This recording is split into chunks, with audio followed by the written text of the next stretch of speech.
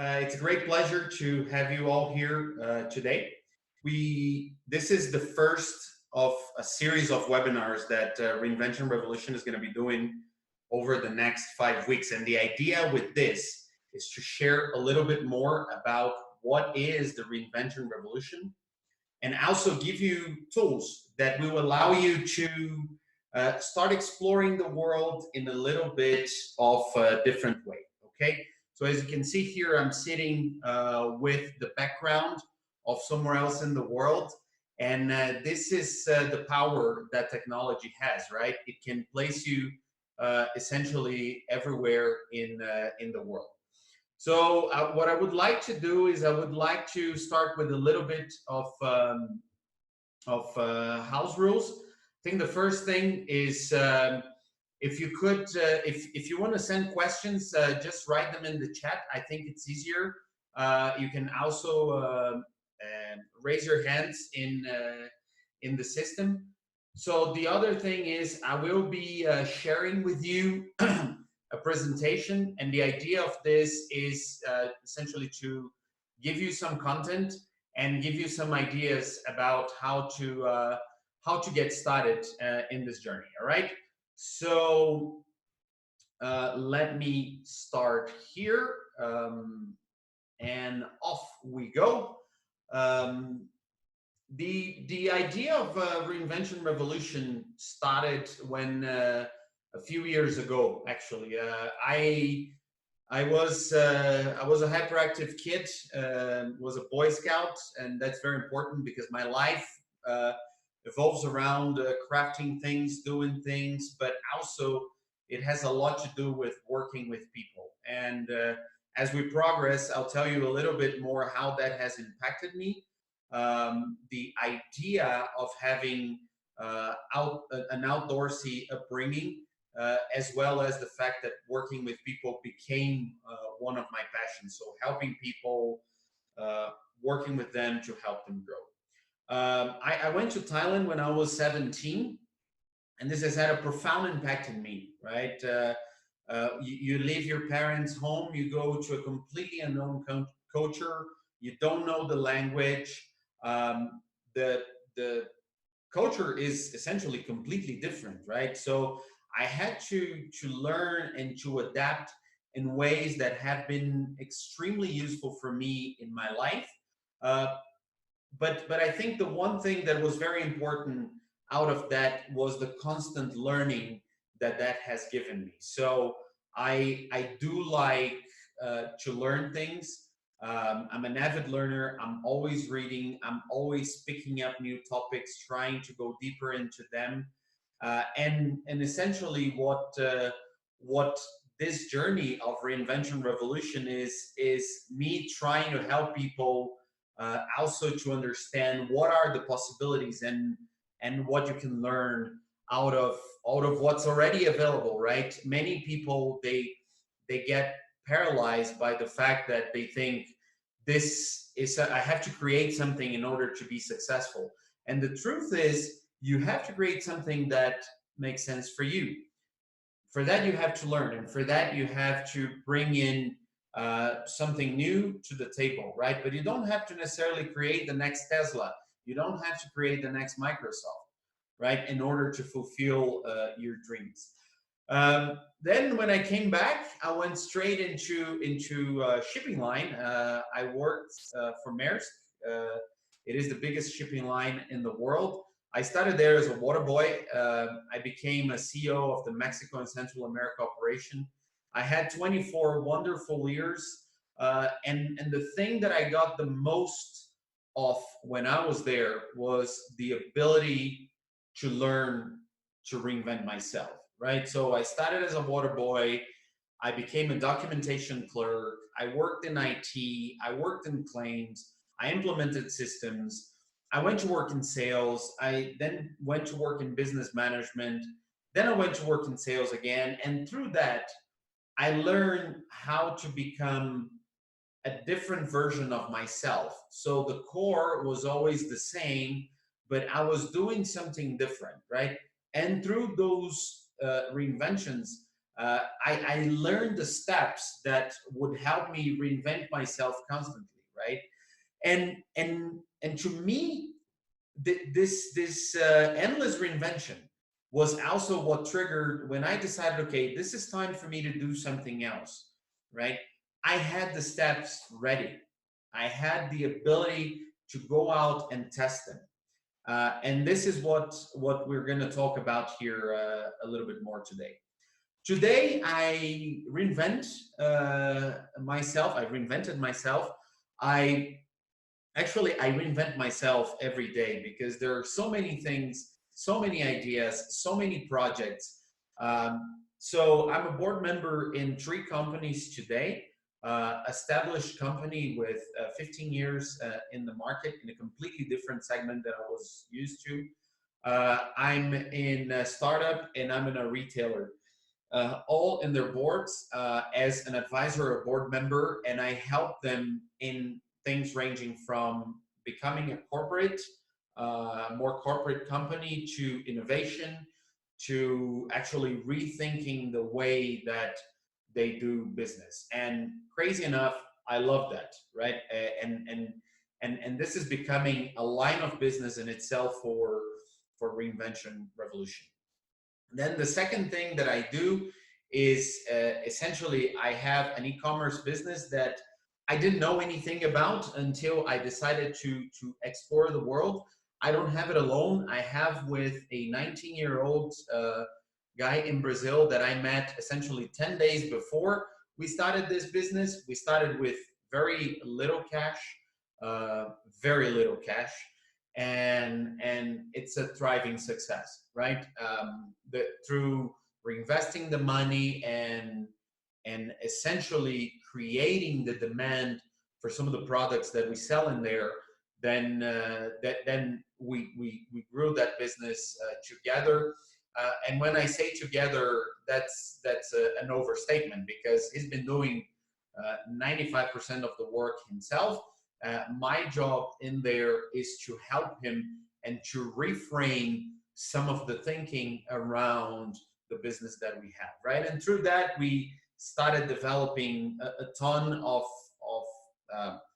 sales funnels, hacking funnels, and I ended up buying a GPS watch company in Mexico, and through that we are now helping some established companies improve the way they sell online. So even though this is not part of the revolution per se, what I'm finding out is that there is a lot of demand for that, right? And it follows some of the same pathways that we talk about in general. And then the third thing is this, right? Is Reinvention Revolution.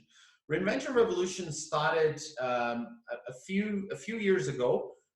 It started in a Tony Robbins workshop where I was thinking about my own life and what I wanted to do with it in the longer run.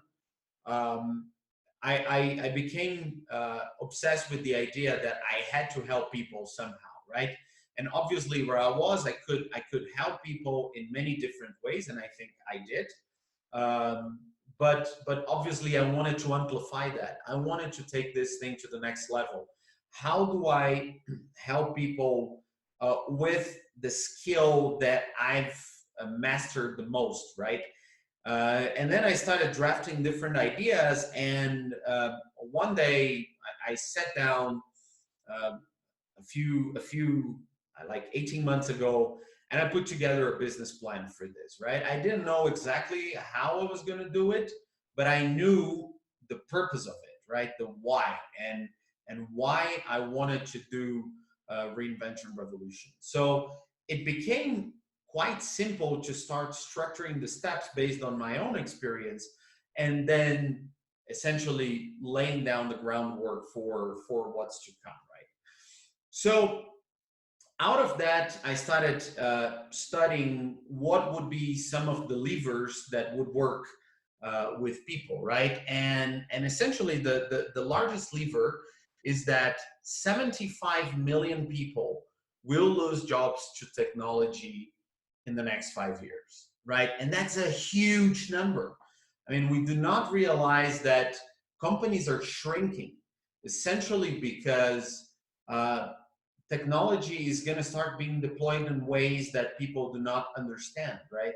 It's magic.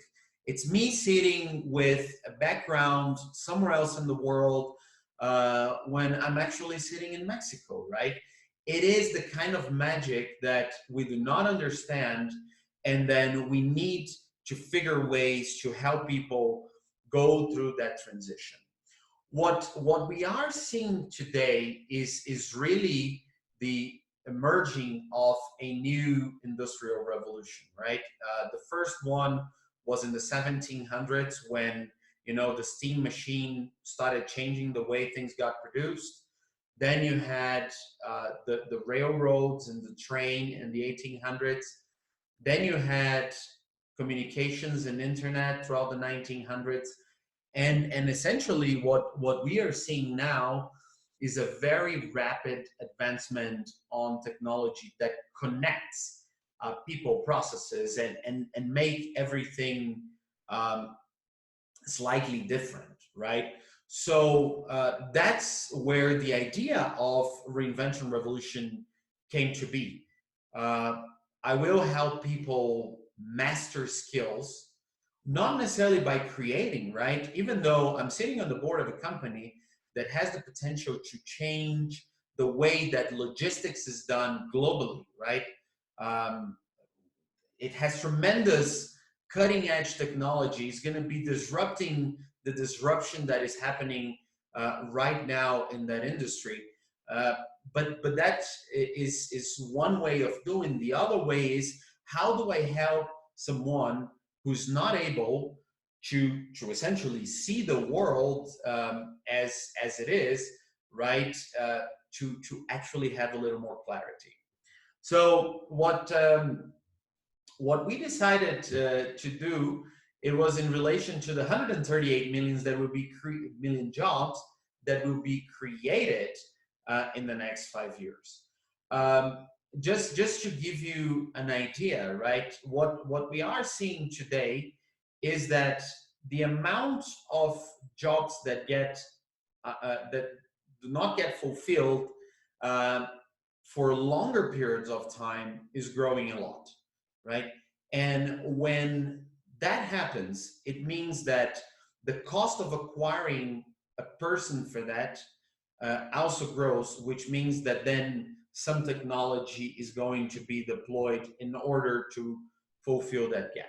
This is already happening, right? But there is a lot of need for people in many different areas, right? I got a message the other day from someone I worked with many years ago, and he said, "Hey, I love what you're writing about this. I love what your way of thinking, but I have no clue where to start." Right? And my answer is, well, come with us, right? Join us, because I will give you some paths for what you can do. But what's really important is that you do not see this as yet another learning experience, right? This is not about taking a class. It's not about learning how to code. This is not about, because I know how to code, but the minute I sat down, and this is my personal story, right? This is my personal reinvention. I sat down 2 years ago because I said, I'm going to create the next cutting edge AI for inland logistics, right? So how do I get trucks around and optimize systems and so on? I know how to do this, and I'm relatively smart, so I can do this. All right, so I sit down and I start taking a course with the most brilliant AI person in the world, okay, and that person, and I spending an hour a day with that person, right? I'm able to ask him questions. I got his WhatsApp, and we start chatting, and like 3 months later, I realize, oh my God, I have no idea what I'm doing.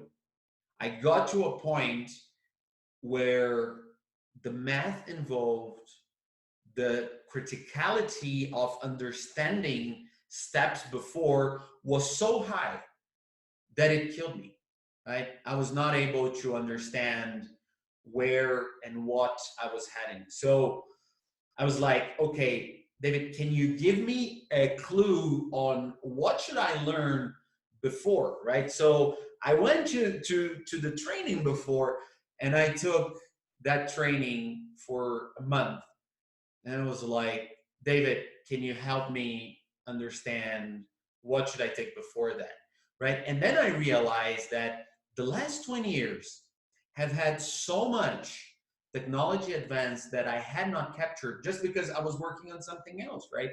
That was not where I was going to be able to do what I need to do. So I took advanced AI, I went to Python, and from Python, I went to something simpler.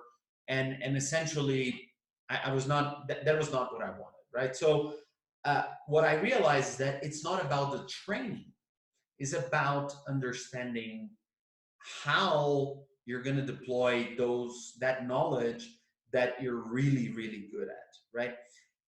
Then I went into a journey of self-discovery because what I realized is that even though my job at that point was not being killed by technology, um, if it was going to be, right? So how do I make, or how was I supposed to make reinvention an unfair advantage, right? So how do we turn something that is supposedly uh, difficult to do, right, into an advantage? How do you set yourself apart from everyone else? And this is the skill. So the skill is not the programming, the skill is not project management, the skill is not, so the skill here that we need to learn is how do you reinvent yourself? How do you capture those tools that are able to make you reinvent yourself 30 years from now if you want to, or 2 years from now if you want to, right? So what is it? And why is that so important? Um, when I started looking at, you know, the future of work, and then some of the technology advancement, I'm a member of Peter Diamandis Abundance 360, which is essentially a group of people that is essentially taking tabs on what's happening in the world now in different areas, from healthcare to transportation to retail, many different areas, right? So where is technology impacting all of us? Um, I realize that the biggest thing that happens now is that we will live a lot longer than we used to, and we will have to work a lot longer than we used to. So how does that work, right? So we're not going to retire as our parents did. No, we're not, and I can comment on that later on. But the way the world is evolving is we're going to have to be productive beyond age 80, 90, 100, and we will be healthy if we're able to produce. So the important thing is, how do we make that life purpose that we have, whatever it is, become something that allows us to be productive? So that is the connection. How do you make reinvention as your own unfair advantage, right? Also because if the way is evolving a lot faster than we think, right? This is a picture of the so-called switchboard operators. For those of you who were born after 1983, you probably don't even know they existed, right? There was a time when the telephone needed to be connected manually, right? And the switchboard operator was actually one of the first female-dominated professions, right? And if you look it up a little bit, you know that it was one of the things that helped cause a revolution in its own time, from the suffragettes to, the sexual revolutions on the 60s and so on, because it empowered women, right? And why did it empower women? Because in 1878, when Graham Bell was working the telephone and the system, right, he hired a kid to pull the plugs and adjust and send the calls through, but that kid was not the optimal solution for that problem. The optimal solution was a slightly older and kinder woman, right? And she was the one that defined the profession of a switchboard operator. The reason why I'm saying this is because you probably don't know, but that profession existed for exactly 106 years old, right? It went from 1878, when it was first created by Graham Bell, until 1983, when the last switchboard operator was essentially decommissioned because technology had evolved to a point where long distance calls would not need to be switched anymore, right? So if you're going to live longer, the likelihood that whatever you're doing is going to be disrupted is extremely high, right? So you need to start now to understand what are some of the things that you can do in order to become better at reinventing yourself, but also understanding, okay, how do I keep up with the things that are important to my line of work, to the one thing that I would like to be doing for the amount of period required. So an example, right? If you work in sales, right? What are some of the things that you need to know? I remember that 20 years ago, we were trying to implement a CRM, right? With a good friend of mine who was also a mentor in my life. And I remember him saying, people don't get it, right? This is going to make their life so much easier. But people didn't get it. And the reason people didn't get it, it was because they were not ready to understand how their lives was going to become so much easier only if they followed the steps, right? So following the steps that new technology brings makes it very powerful, because then you start creating results that are better than everyone else. But you need to get there, right? One example that I really like is a company called Gong, right? And I like Gong because, and for those of you who came to today's webinar uh, out of out of the latest blog post that we have. By the way, we have another one coming on Friday.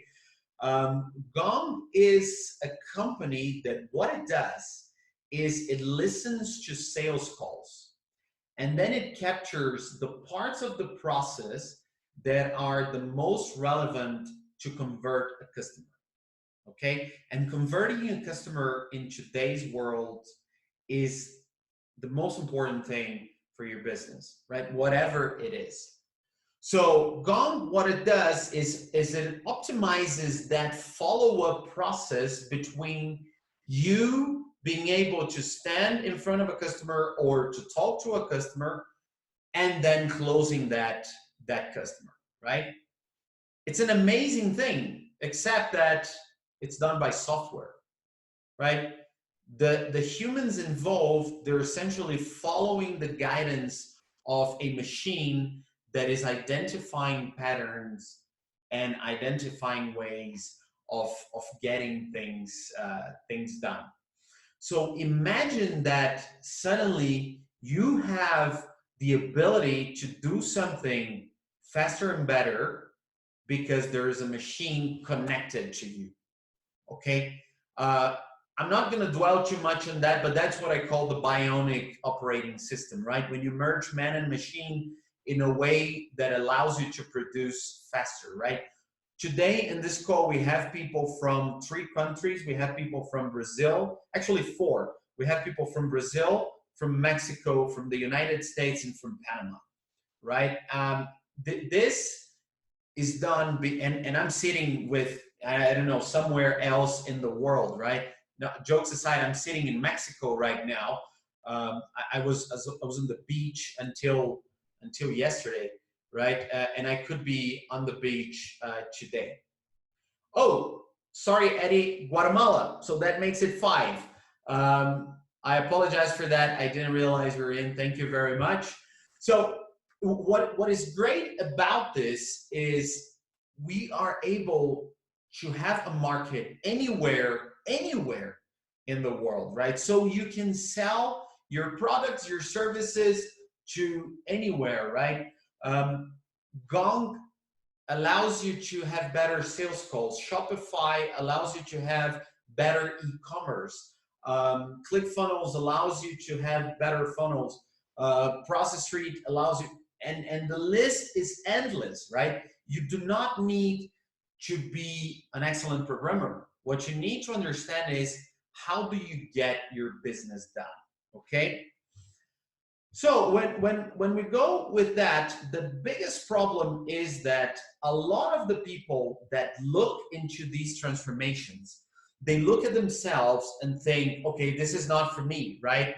I'm not good in technology. I have a customer who kept saying that to me until the third mentoring session when I told her, if you really continue saying this is because either I'm not doing a good job or I should give you your money back, because if you just say I'm not good in technology, then we're not going to be able to cross that point where you're going to be able to use that technology to your advantage, right?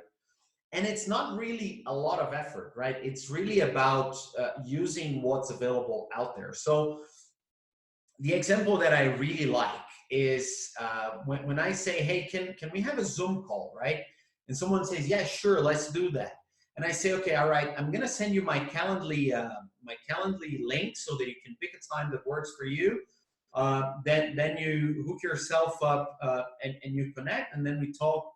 And then if you could send me, a few questions or answer a survey that I have on form, it's going to help me prepare for the call, and then we don't have to waste time unnecessarily during the call, so we can connect, right? This is 3 things that can be done using technology that allows us to be a lot faster and a lot more effective, right? The biggest problem that you will have is that you're sitting here, right? You're beyond skeptic in technology. And why is that? Because you think it is difficult, right? So that how do you take that difficulty away from it, right?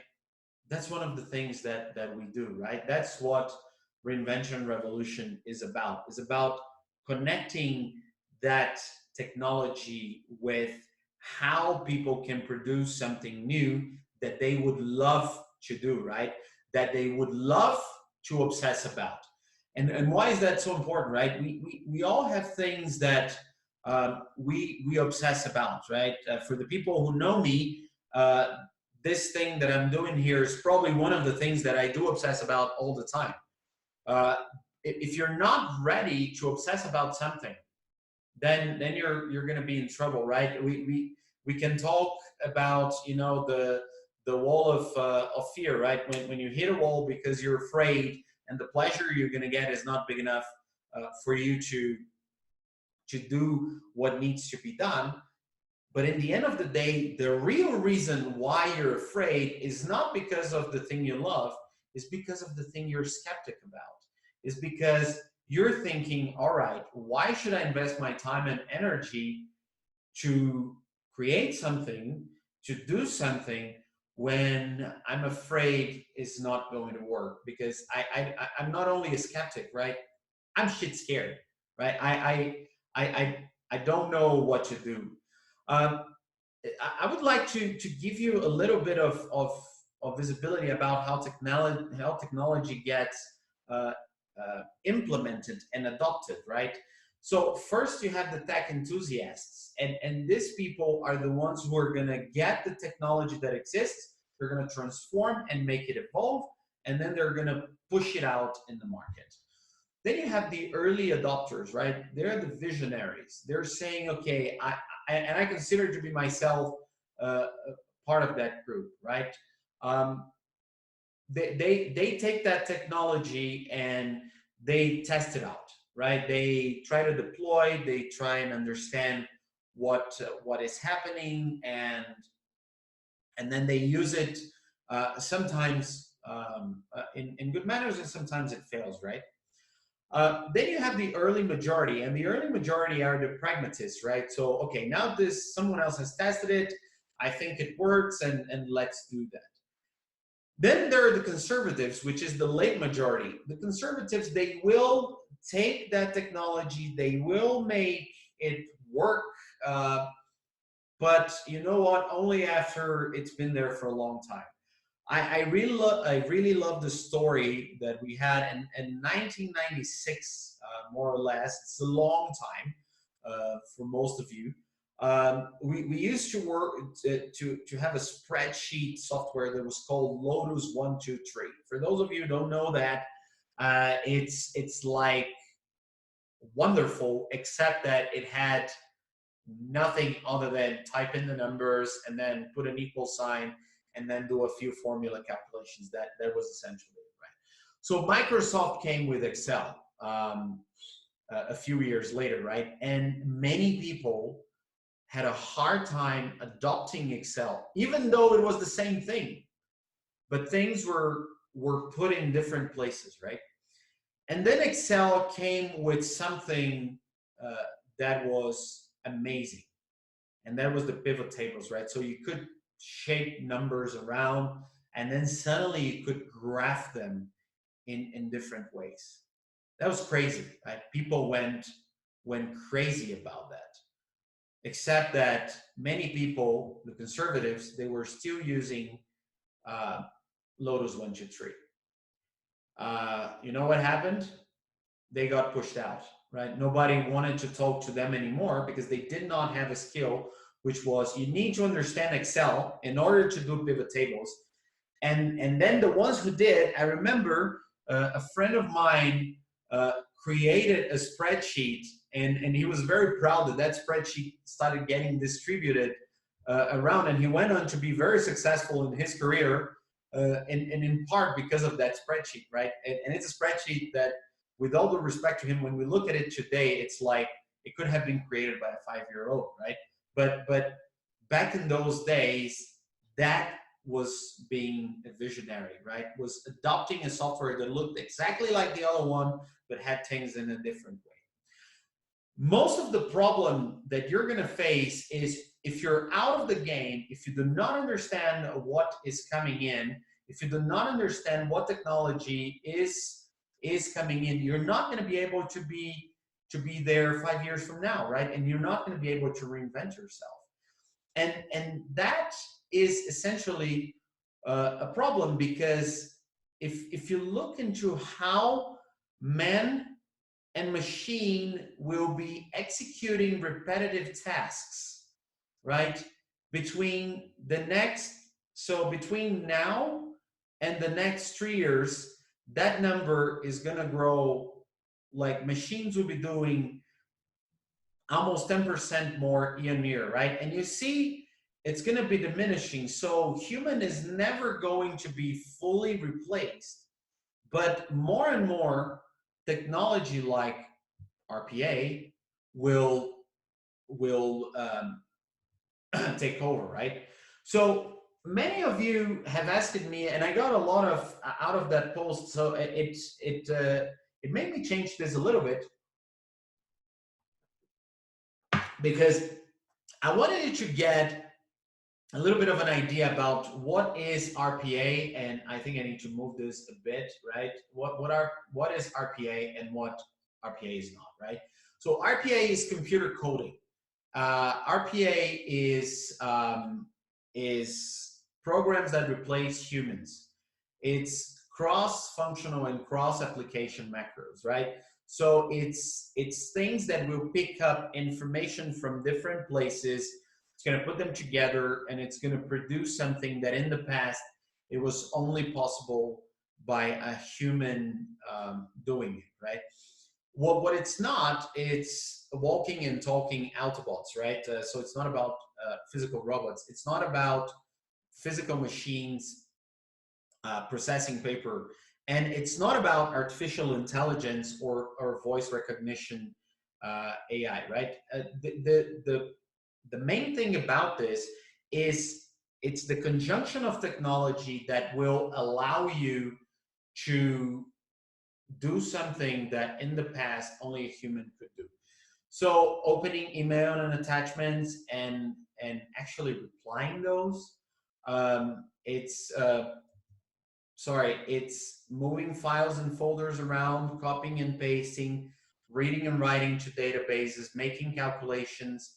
Very important, connecting to systems APIs, meaning I have something that I can connect to another system, and then that system will directly connect to something else. So when you register for this call, you give me some information, and that information gets into a HubSpot CRM automatically, right? So that is just one application.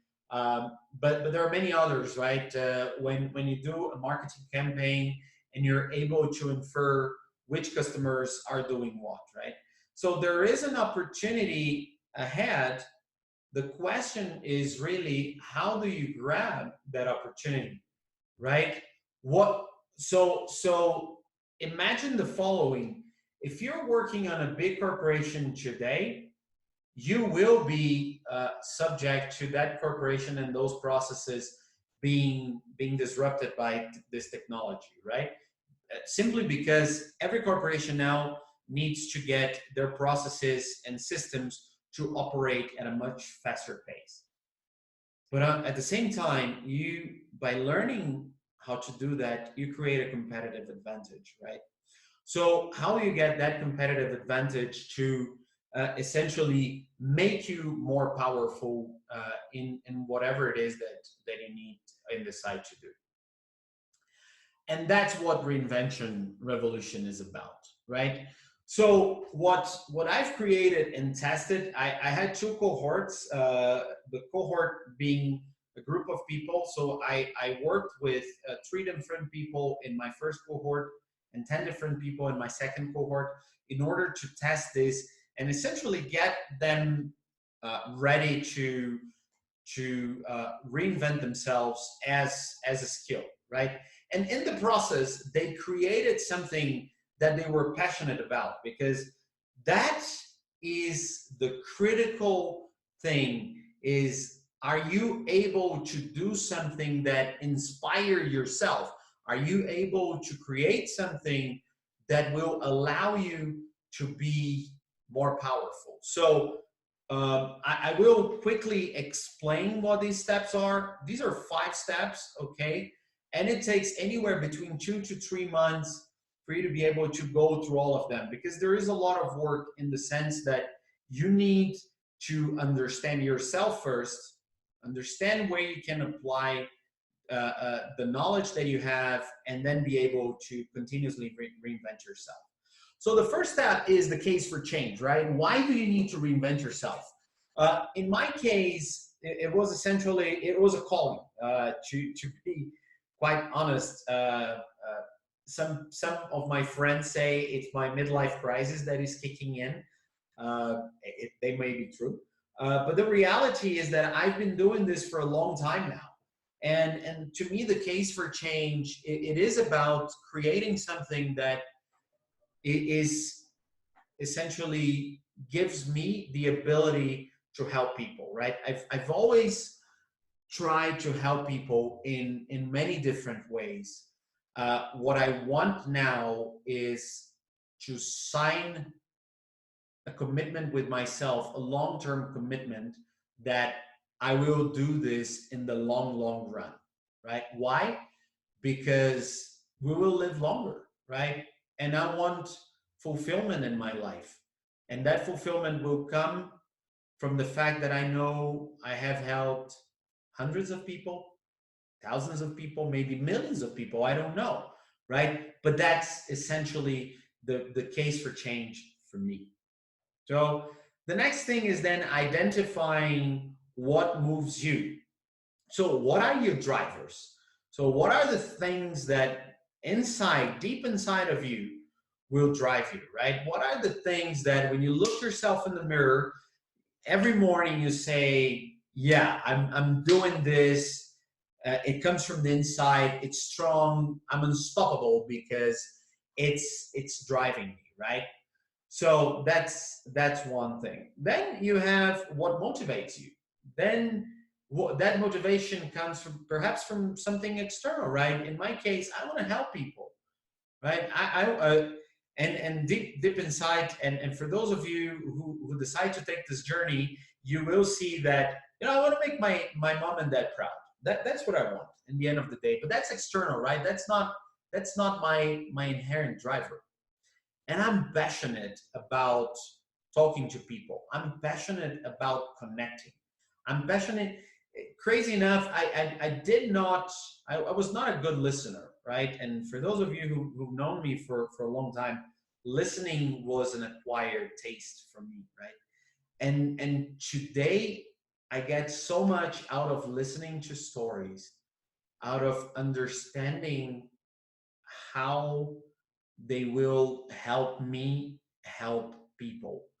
um, and and that became a passion, right? That I am able to connect with someone on camera even or live, and then deliver them a level of inspiration that I know they would not be able to get somewhere else. That I'm super passionate about, right? Then the next thing is getting to understand your niche, right? And what are the needs that niche has? And what is a niche, right? I have a customer uh, who says I have a very specific niche. I can actually define the age, what does she wear, and so on and so forth.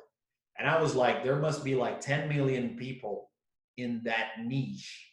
And I'm sure that at least 10% of that niche needs you, right? And needs what you have to bring to the table. That's extremely important. So the more you're able to understand that niche, the more you're able to connect. Your customer will tell you what it is that they need. You have to listen and be able to put that in a way that allows you to make a living out of it. And that connects with point number 4. So the passion that will be worth. Why the passion that will be worth? You may love 3, 4, 10 things, right? You could obsess about 10 things, but you need to understand what is the one thing that will fulfill the needs of the niche that you currently have, right? That you currently identify. And when you do that, you're going to be able to obsess about something and to recreate yourself in something that only you can do because you've identified that. And granted, if you have a first come advantage to that, you're going to wipe the market, right? You're going to be able to take a lot more customers to yourself, right? And the last part is sum it all up and live the reinvention, right? You will only be successful if you realize that you will have the tools to reinvent yourself over and over again, right? If you don't, you're going to hit a wall at one point, right? And if you do not have the tools, where do you get those tools, right?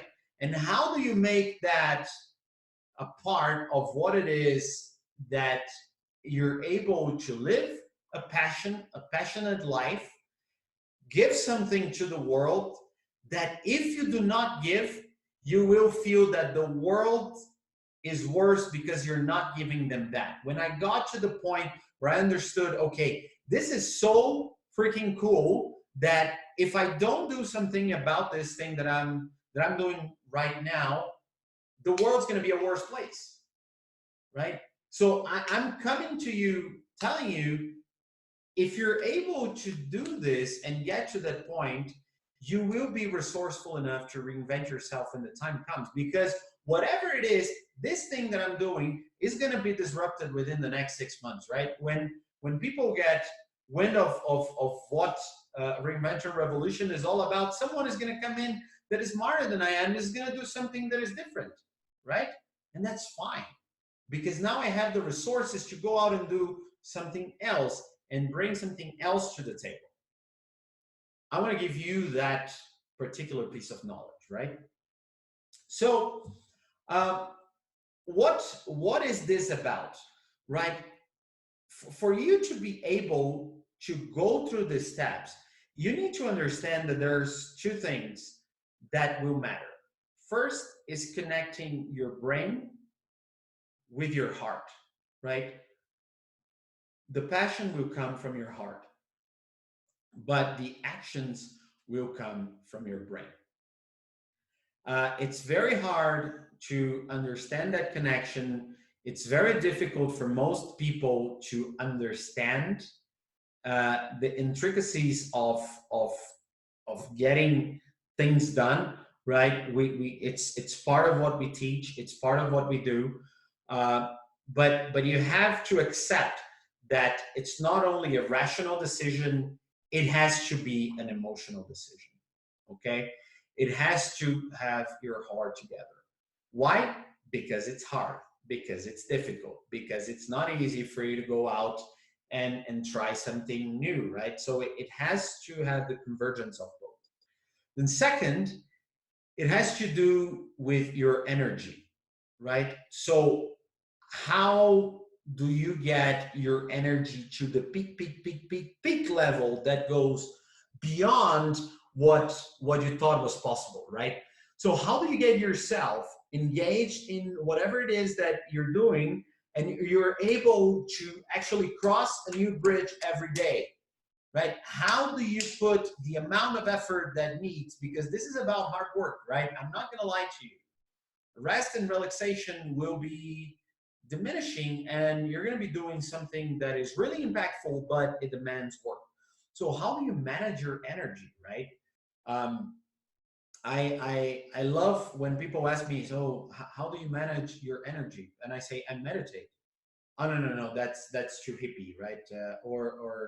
I don't believe in it, or it's not for me. And it's fine.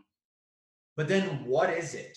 What is it that you're going to do that will give you that ability to be at peak level, right?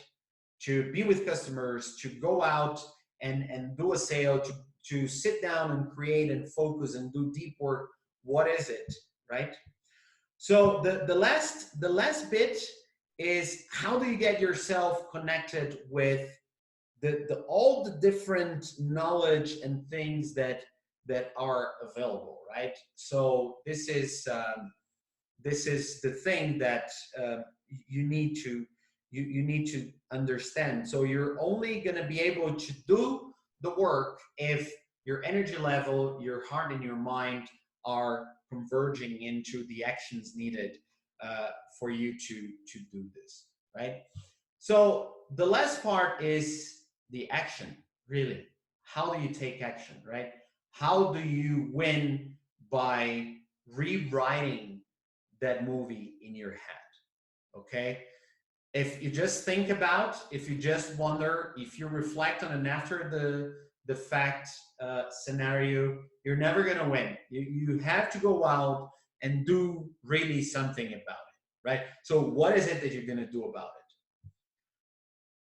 I want you to start now. So I will give you the steps before we go into action, and I'm gonna send this on an email. And yes, I'm using email because it's not my favorite thing, but because it allows me to have a larger reach. So most of my customers will enjoy getting an email. They'll enjoy getting a blog post. They'll and I want you to have this. And what is this? This is something called the Wheel of Life, right? I'm not reinventing anything here. The Wheel of Life has been around for many years. What this is about is understanding where you are in 8 elements of your life, and then creating a small plan, your own plan for the things that you need to change, right? Talking about reinvention, this is the starting process. All my customers will go through a wheel of life exercise, no matter how many times they have gone through a wheel of life exercise, because I am going to help them reinvent the questions that they're asking themselves. I want them to ask better questions. I want them to get better answers, and I want them to have better goals and better priorities, right? So, the Wheel of Life is a great exercise as long as you do it with time. So, sit down, get yourself a coffee, print the mail that I'm going to give you, and write it down. First, how you feel.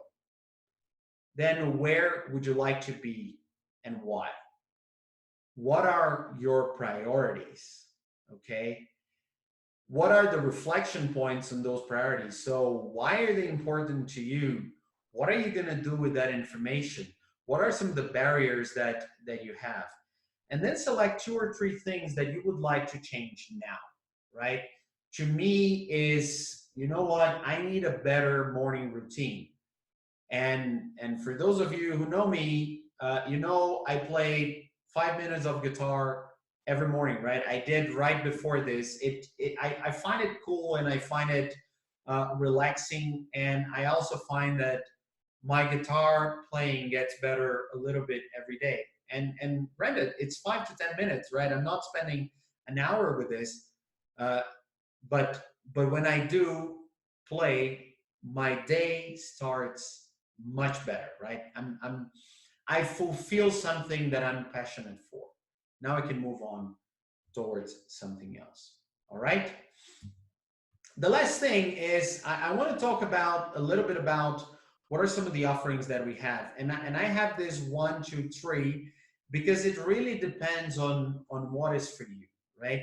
So we have 3 things that we're going to be doing here in Reinvention Revolution over the next couple of months. The first one is we're going to have this free webinar, right? And the only ask I have you on this one is that you share if you like it.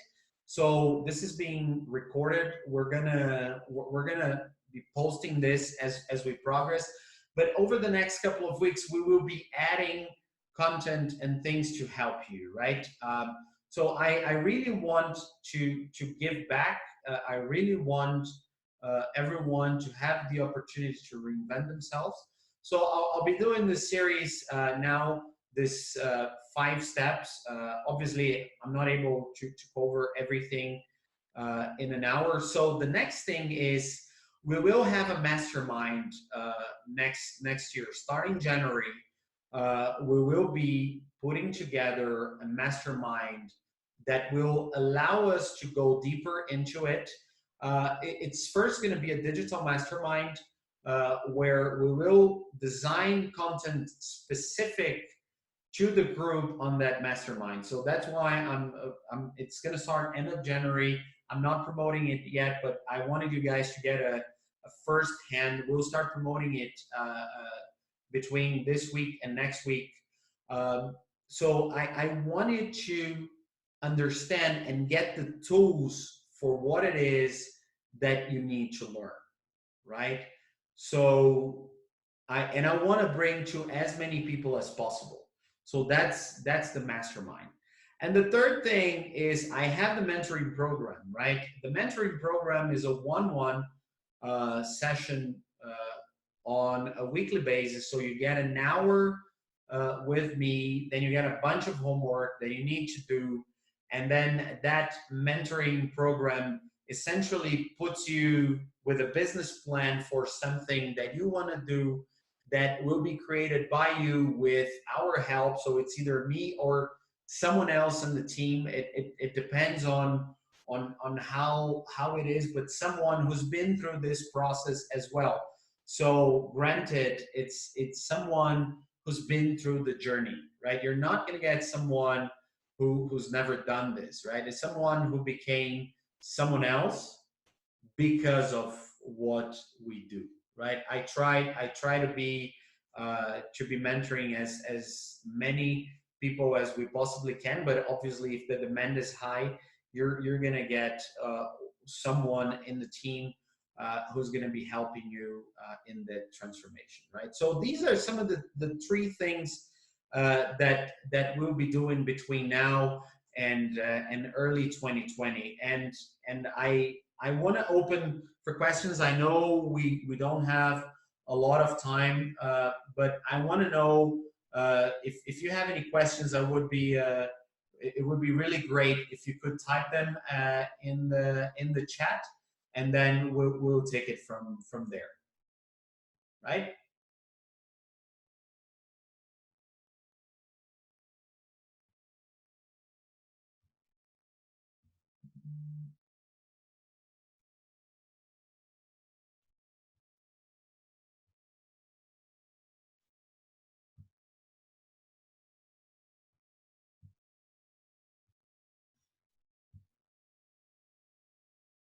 All right.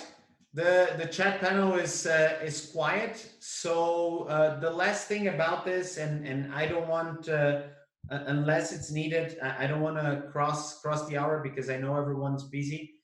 I want to thank you all for allowing me to talk to you about this morning. I know it is a very complicated topic. I know that you probably still have questions. I hope that you can register for next week's webinar, and then that we can continue the conversation as we go. And last but not least, remember, you will live longer than your parents did. You will want to do something with your life that is interesting for you, and you will want to create something and leave a mark. Right? If you have not realized that yet, hopefully within the next couple of weeks you will. Thank you very much for your presence today. Love to talk to any one of you later if you want. We're on Facebook, LinkedIn, Twitter, whatever it is, the channel. And then I hope to see you soon in these conversations. All right. Thank you very much, guys. Talk to you. Bye.